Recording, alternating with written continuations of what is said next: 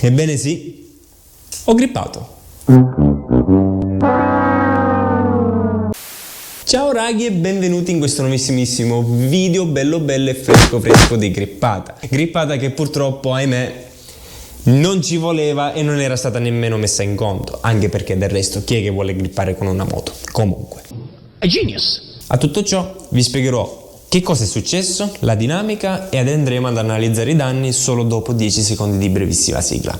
Ci vediamo dopo. Vamos!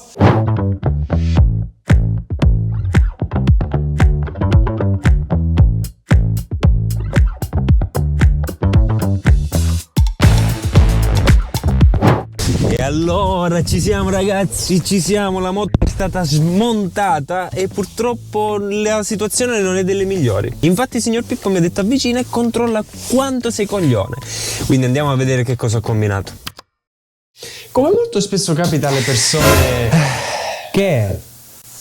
No, dai, continua, ti prego.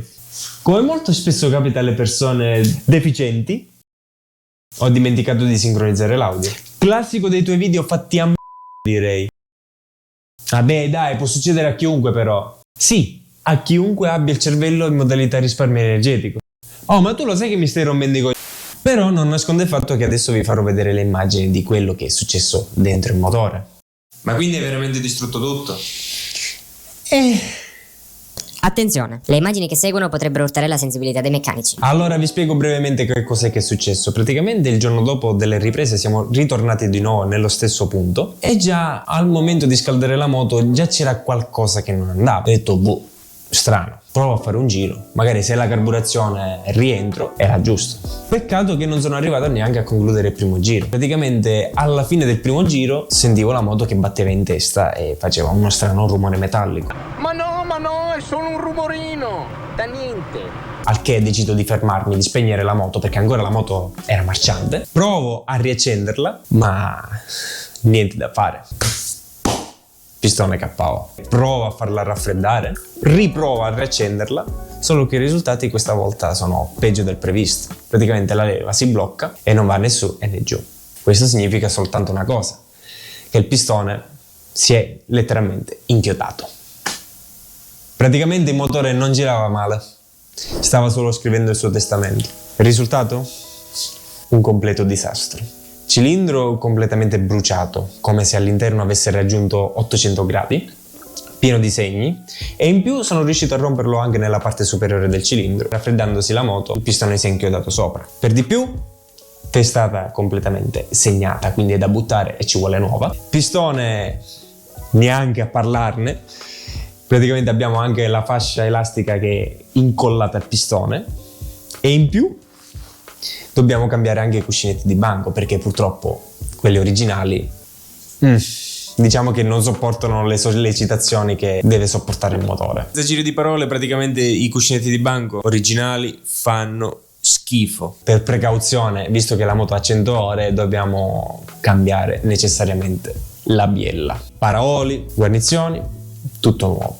Quindi dobbiamo aspettare un bel po', perché dobbiamo valutare se effettivamente il cilindro è da buttare oppure si può ripristinare. E i soldi! E questo implica tantissima attesa. Credetemi che questa cosa mi fa letteralmente incazzare perché era un danno che si poteva fare a meno. Sono stato così bravo a capire che la moto fosse estremamente magra. Questo serve da insegnamento che avere una moto magra è il peggiore dei mali. Ancora avere una moto grassa va bene, si può incrostare qualche passaggio, ma avere una moto magra no.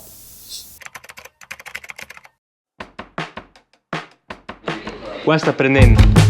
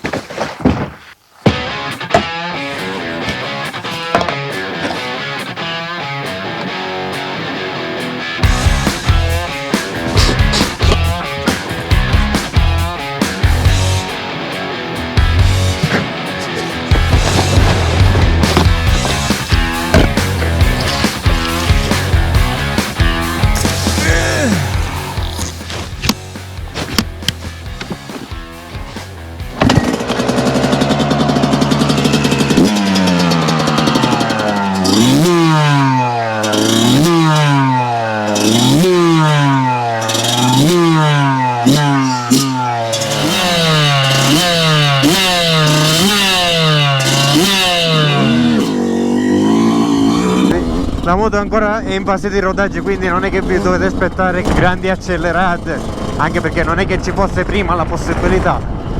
Però almeno questa volta la scusa è buona. Mamma mia, già mi si sono indurite le braccia a tempo record. Porca!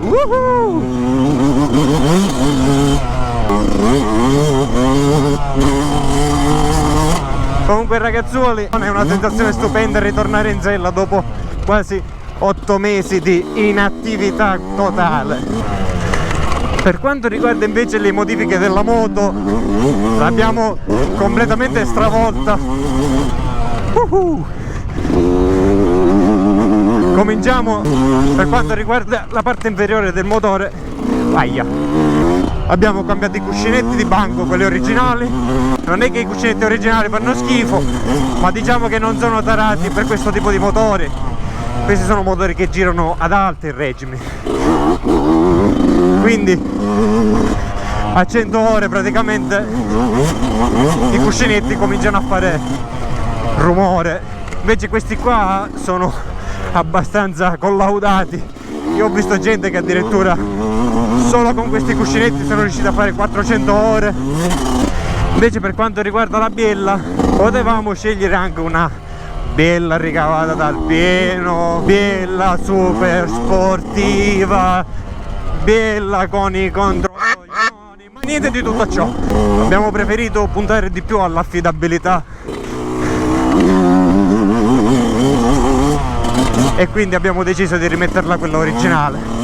Come se non bastasse, abbiamo anche equilibrato l'albero motore. Infatti ora la moto è molto lineare nell'erogazione. Per quanto riguarda invece il cilindro, potevamo optare per la soluzione o cilindro nuovo originale o anche usato originale, oppure modificare questo stesso. Quindi abbiamo fatto un lavoro di spianatura, abbiamo lavorato il traversino e questo ci garantisce appunto una prestazione costante anche quando il motore è caldo, perché come ben sapete quando i motori cominciano a essere caldi tendono a perdere prestazioni. Questa è una modifica che si fa nelle moto da cross molto spinte.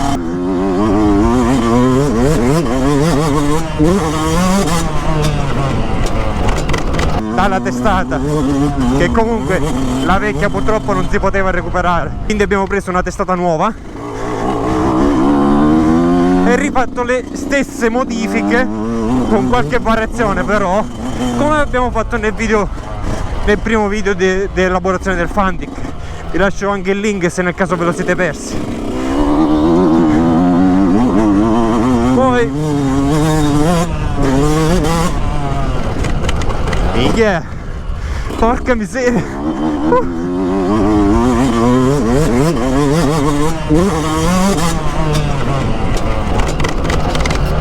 E poi praticamente, giusto per non farsi mancare nulla, praticamente l'impianto elettrico ha cominciato a fare i capricci.